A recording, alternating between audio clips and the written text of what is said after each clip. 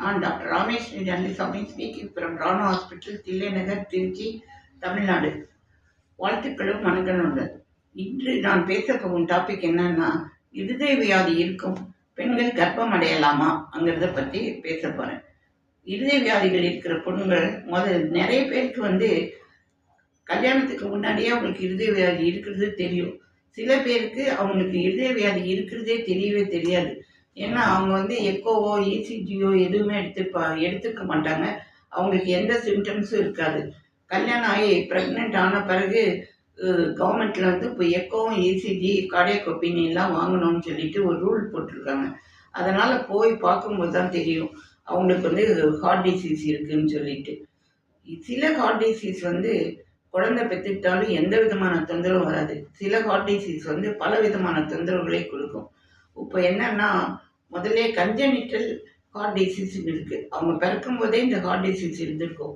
அது பேர் ventricular septal defect, atrial septal டிஃபெக்ட்னு சொல்லி ஏஎஸ்டி விஎஸ்டின்னு 2 இருக்குது. அது உட்புற சுவரில், இதயத்திலேயே உட்புற சுவரில் இருக்கும். அது பெருசாக தொந்தரவுகளை கொடுக்காது.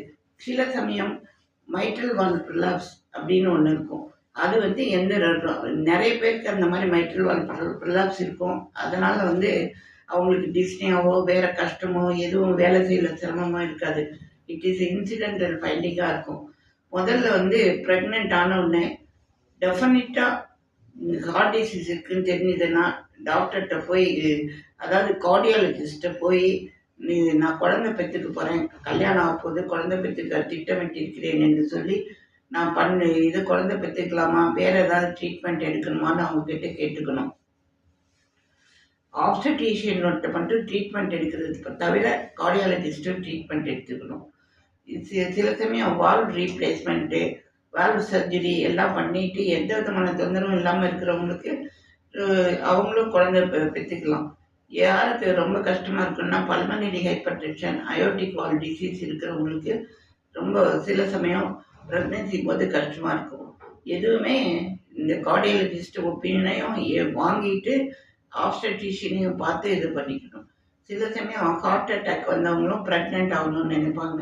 அவங்களுக்கும் அதுக்கு ஏற்றபடி ட்ரீட்மெண்ட் பண்ணி கார்டியாக் டிசீஸ் இருக்கிறவங்க திடீர்னு டிஸ்னியாவோ ஏதாவது வேலை செய்யும்போது மூச்சு விடுறதுல சிரமமாக இருந்தாலோ இம்மிடியட்டாக கார்டியாலஜிஸ்ட்டை பார்த்துக்கணும்.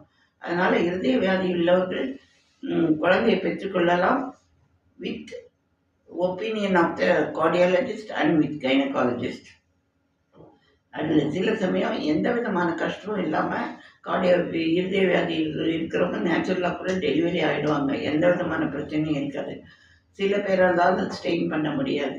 அதனால் உங்களுக்கு இருதய வியாதி இருக்கா இல்லையான்னு சொல்லி ஃபஸ்ட் டைம்ஸ்லேயே இப்போ கவர்மெண்ட் ரூல் பிரகாரம் எல்லாருமே பார்த்துடுறாங்க. அதனால் பார்த்து சரி பண்ணிக்கோங்க.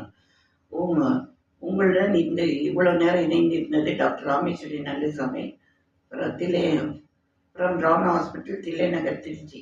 வாழ்த்துக்களுடன் வணக்கங்கள்.